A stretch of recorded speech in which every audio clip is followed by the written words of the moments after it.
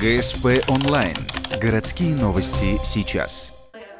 В субботу национально-культурная автономия Урарту устроила чаепитие для ветеранов отрасли культуры. Выбор даты для встречи с женщинами, которые по долгу профессии делали жизнь других ярче, был отнюдь не случайен. Для армян 7 апреля – особенный день.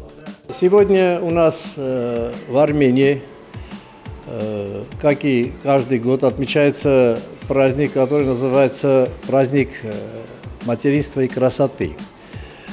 Этот праздник выбран не случайно, потому что этот же день совпадает и праздником, благовещанием Пресвятой Богородицы. И вот в этой связи совпали эти два праздника, и мы этот день отмечаем 7 апреля именно. В этом году на общегородском уровне свой праздник армяне решили отметить впервые. Поэтому пробным форматом празднования стала встреча за чайным столом. Но уже теперь руководитель Урарту говорит, в следующем году День материнства и красоты отметят с большим размахом.